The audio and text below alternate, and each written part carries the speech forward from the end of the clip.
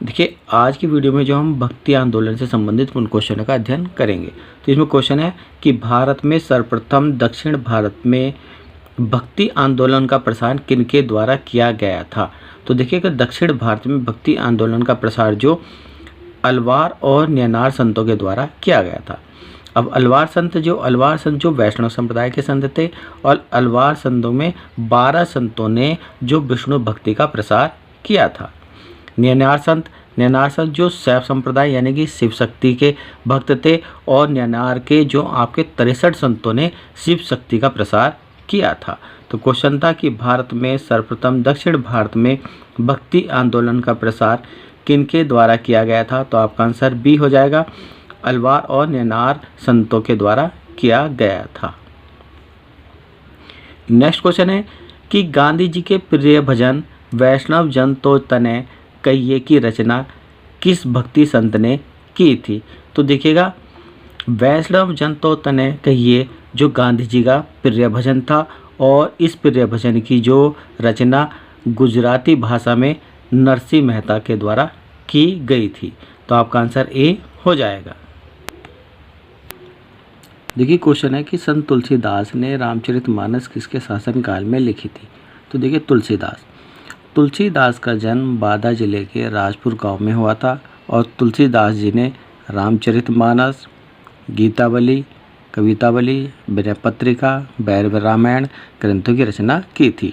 और तुलसीदास जी तो है वो अकबर के समकालीन थे। क्वेश्चन था कि संत तुलसीदास ने रामचरितमानस किसके शासनकाल में लिखी थी। तो आपका आंसर ए हो जाएगा, अकबर के शासनकाल में लिखी थी।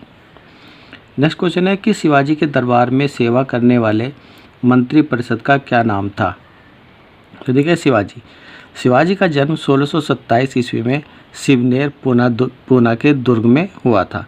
शिवाजी के पिता का नाम शाहजी भोसले और माता का नाम जीजाबाई था।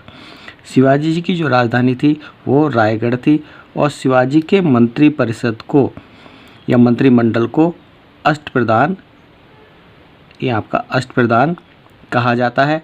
और अष्टप्रधान में जो आपके 8 मंत्री होते थे, इनमें पेशवा जो मराठा प्रशासन के प्रधानमंत्री होता था। क्वेश्चन था कि शिवाजी के दरबार में सेवा करने वाले मंत्री परिषद का क्या नाम था। तो आपका आंसर भी हो जाएगा, अष्टप्रधान था। क्वेश्चन है कि गुरु गोविंद सिंह खालसा संप्रदाय के संस्थापक का जन्म किस स्थान पर हुआ था।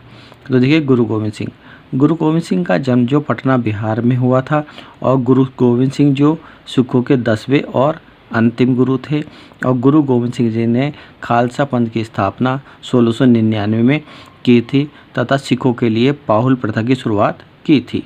क्वेश्चन था कि गुरु गोविंद खालसा संप्रदाय के संस्थापक का जन्म किस स्थान पर हुआ था। तो आपका आंसर ए हो जाएगा, पटना बिहार में हुआ था।